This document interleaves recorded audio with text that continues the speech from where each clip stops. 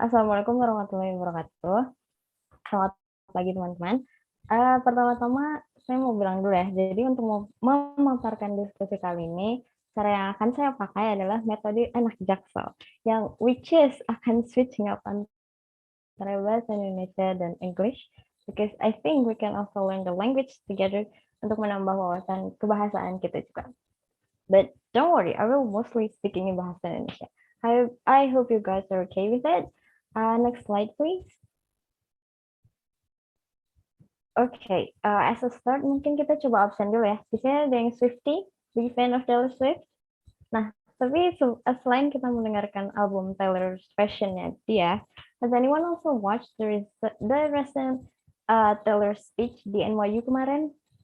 Jujur aja ya, I'm not a big fan, but quite interested setelah melihat videonya dia itu bertebaran di Instagram dan di Twitter ketika dia pakai toga ungu, baju toga ungu di NYU dan jadi speaker di sana gitu. I was like, she's in college too? Will she write the song about our sufferings?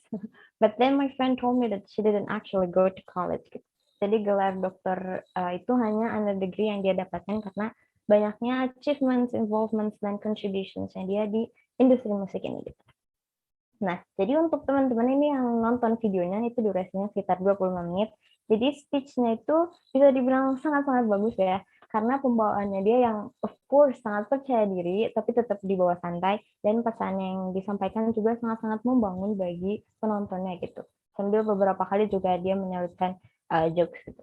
Nah, kita kan semua tahu ya, bahwa dia itu mega superstar yang selalu berhadapan sama banyak orang, tampil di depan banyak orang, dan speech-nya juga sering banget kita lihat gitu, apalagi di award show. Tapi pernah berpikir nggak sih gimana dia bisa mempersiapkan semua speech yang memorable bagi penontonnya itu? Nah, kita sendiri sebagai generasi muda yang banyak menjadikan artis-artis besar sebagai panutan kita kan pasti mau ya punya skill public speaking seperti mereka gitu. Siapa tahu gitu ya di masa depan nanti ketika teman-teman udah menjadi sukses dan sudah menjadi atasan gitu, kita diharuskan untuk berbicara di depan umum atau berbicara di depan rekan kerja gitu. Atau bahkan soon maybe one of us will be invited to talk in TED stage. How cool would that be? Maka dari itu, skill seperti ini tuh wajib banget kita kuasai. Next slide, please. Okay. So actually, there's only one key to kill your speech, and that thing is called preparation atau persiapan. Nah, kita kan kemungkinan karena secara tiba-tiba itu disuruh maju ke depan dan pada detik itu juga disuruh speech. At least we are given the time to prepare our talk, whether it's 5 minutes, an hour, day, or even weeks before. Dan disitulah waktu yang paling berharga kita untuk mempersiapkan semuanya. Next slide, please. Okay, you may wonder, yeah, why should I prepare my talk? Well, let me tell you this. Preparing your talk can make you less nervous.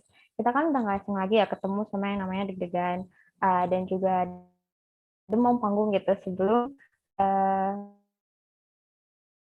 kita maju. Nah, the funny thing is that ketika kita sudah mempersiapkan segala-galanya itu, nanti biasanya kata-kata yang mengalir itu akan jauh lebih baik gitu mengalir dari mulut kita karena kita juga kan udah membaca materinya dengan sangat baik dan memahaminya cukup jelas gitu, jadi kita bisa fokus sama topik yang akan kita bahas instead of bicara kemana-mana gitu. Selain itu juga kita bisa jadi lebih paham sama penonton, because when we are preparing somehow we also think about what kind of audience we are going to face, so we finally dig the information about our own audience, and with that information we can wrap our speech that fits them the best. Nah, dengan begitu, penonton kan pasti merasa dimengerti oleh kita ya, karena kita juga paham sama kebutuhan mereka gitu.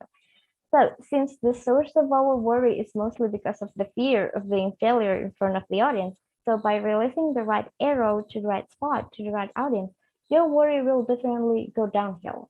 Next slide, please. Oke, sekarang pertanyaan selanjutnya, jadi apa yang harus dipersiapkan? Nah, ini sebenarnya cuma ada dua hal ya yang wajib dipersiapkan. Yang pertama adalah good topic, dan yang kedua adalah good content.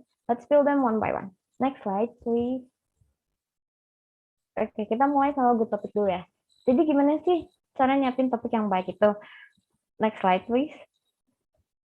Oke, jadi ini sebenarnya ada beberapa topik yang ada beberapa karakteristik topik yang bagus ya. Yang pertama itu topik ini harus menarik atau interesting.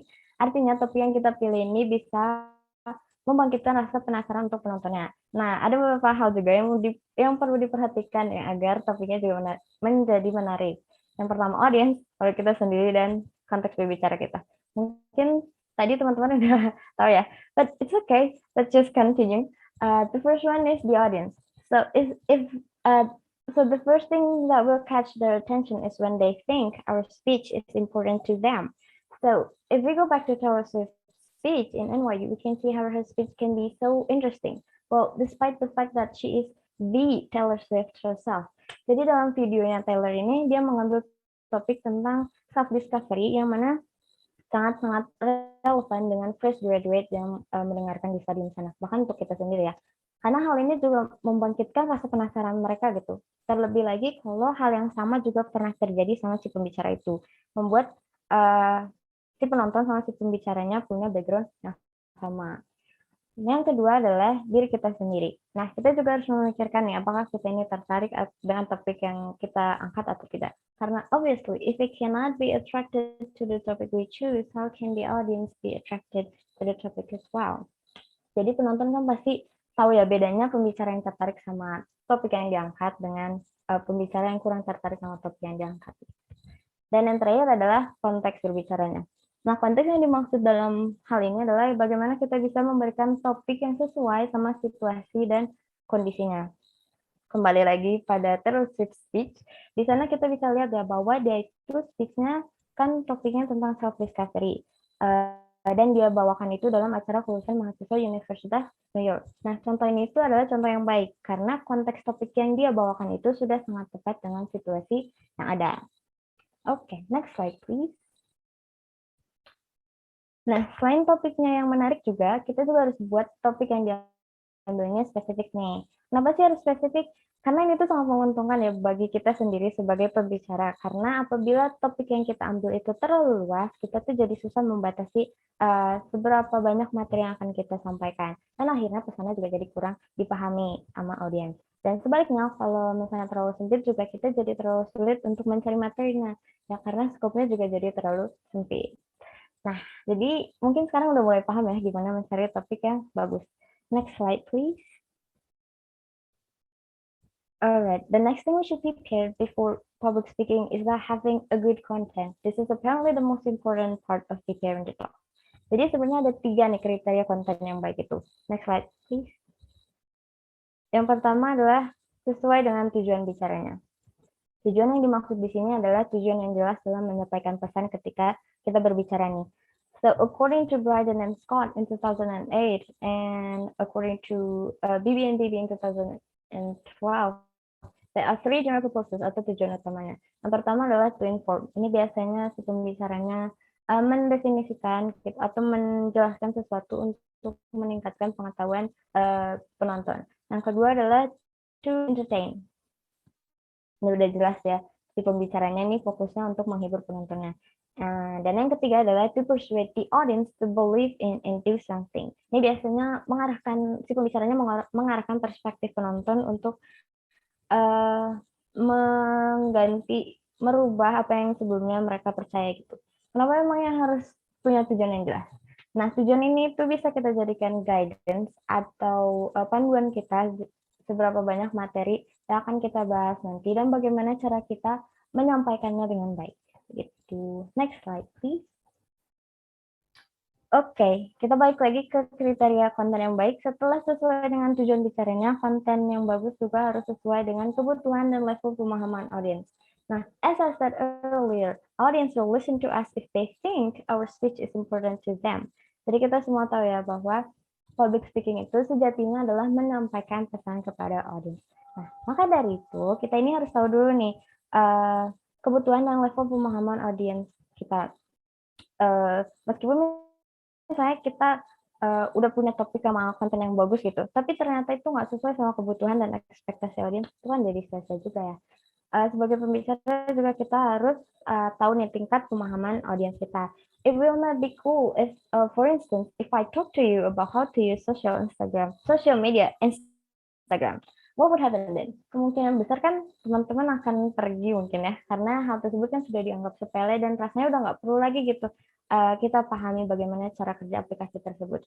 It's because we as the people who are in Instagram 24/7 rasanya juga udah nggak perlu lagi gitu ya. Sebaliknya, if I tell the elderly about the same topic, kemungkinan besar juga mereka akan pergi ya, karena menurut mereka kan itu nggak penting dan malah um, bikin mereka jadi lebih kebingungan gitu. Maka dari itulah pentingnya memahami calon audiens kita sebelum kita mulai berbicara seperti yang dikatakan di awal, agar kita bisa menentukan konten yang tepat. Gitu. Next slide, please. Oke, poin kriteria selanjutnya adalah konten tersebut juga harus diorganisasikan dengan baik nih.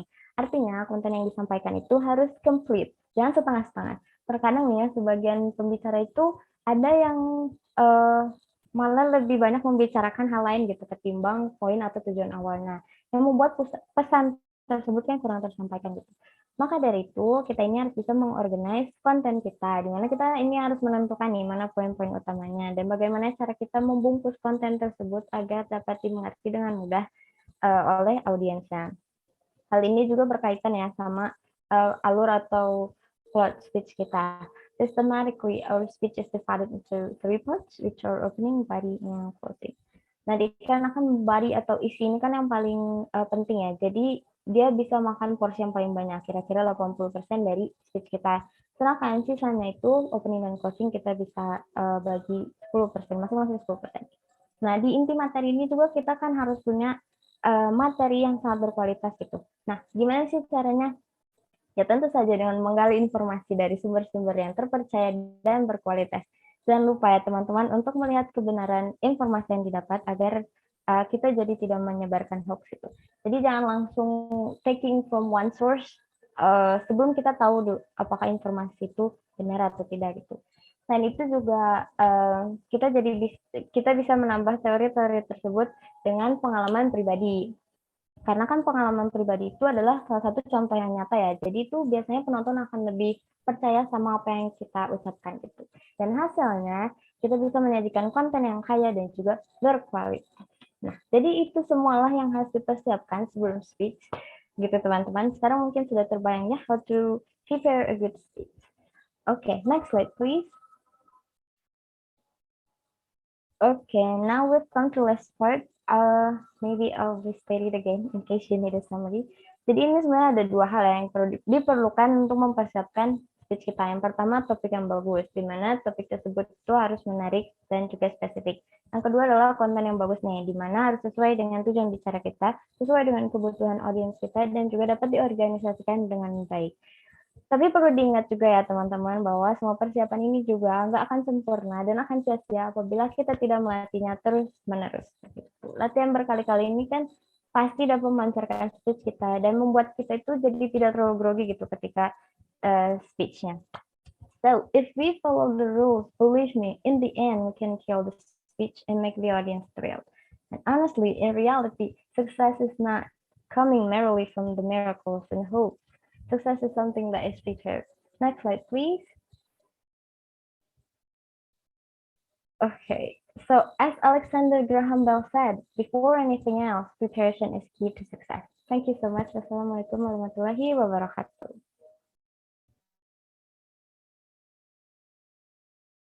Baik, terima kasih Alia Syahla. Tadi penampilan sangat wonderful, which is sangat luar biasa ya. Karena tadi merupakan apa ya, pematerian yang menggunakan chord switching ya. Jadi dari bahasa Indonesia ke bahasa Inggris. Tapi tentu itu adalah hal yang menarik dari pematerian ini. Jadi dari para hadirin sekalian mungkin bisa mengetahui bahwa ternyata tidak melulu apa yang perlu dilakukan ketika persiapan itu hanya mendadak, tetapi ada banyak pelatihan yang harus dilakukan paling seperti itu. Nah, tadi juga saya berterima kasih kepada teman-teman yang memberitahu bahwa tadi ada yang ketutupan slide-nya, tetapi saya yakin itu tidak mengurangi kualitas dan juga manfaat yang dibagikan dari kedua pemateri pertama kita dengan cara mereka memaparkan yang sangat telaten sekali. Baik, kita akan masuk ke sesi tanya jawab untuk Alia, dan mungkin bagi para hadirin di sini yang punya pertanyaan boleh sekali dengan menggunakan fitur raise hand untuk bertanya, dan atau kalau misalkan ingin melalui kolom chatbox dipersilahkan menuliskan pertanyaan dari yang ingin ditanyakan kepada Alia. Maka mungkin bagi teman-teman di sini ada yang penasaran atau ada yang ingin menanyakan lebih jelas kira-kira apa saja sih hal-hal atau tips yang perlu dilakukan untuk meningkatkan public speaking berdasarkan pemaparan yang sudah dibawakan oleh tadi. Nah, kita sambil menunggu, tadi juga dari saya dibahas mengenai seperti yang disampaikan Pak Rizky juga ya, jadi ada audiensnya, ada materi, dan juga hal-hal yang perlu diperhatikan ketika pemateri atau public speaker berada di depan Pak. Oke, kita masih menunggu di sini. Tadi ada yang mau bertanya ya, mungkin tadi yang tidak sempat bertanya boleh bertanya menggunakan waktu dan kesempatannya kepada Alia tadi. Oke, kita masih menunggu di sini apakah ada yang mau bertanya. Kalau tidak ada, saya yang mau bertanya nih. Bagaimana, apakah tidak apa-apa? Tidak apa-apa, boleh. Ariel. Oke, baik. Terima kasih. Alia tadi sebuah penampilan yang luar biasa. Jadi yang ingin saya tanyakan itu mengenai apa sih tadi yang harus diperhatikan apabila misalkan kita sudah mempersiapkan, namun ternyata audiensnya itu tidak cocok dengan materi yang kita persiapkan. Apakah kita akan tetap membagikan materi yang kita berikan atau sebenarnya ada hal lain yang bisa kita lakukan? Silahkan mungkin Alia. Oke, terima kasih Ariel. Menurut saya itulah pentingnya memahami calon audiens kita sebelum speech ya, sebelum kita menentukan topik dan materi itu kita harus tahu dulu nih calon audiensnya. Tapi menurut saya kalau misalnya udah mepet banget waktunya, jadi tuh harus mungkin 5 menit sebelumnya itu baru tahu kalau audiensnya ternyata berbeda gitu. It's okay sebenarnya, karena kan gimana lagi ya mau itu kita harus bisa menyampaikan materinya gitu. Tapi kalau misalnya ternyata masih ada waktu dan kita masih sanggup gitu untuk mengganti topiknya agar lebih relevan sama audiensnya, ya boleh juga.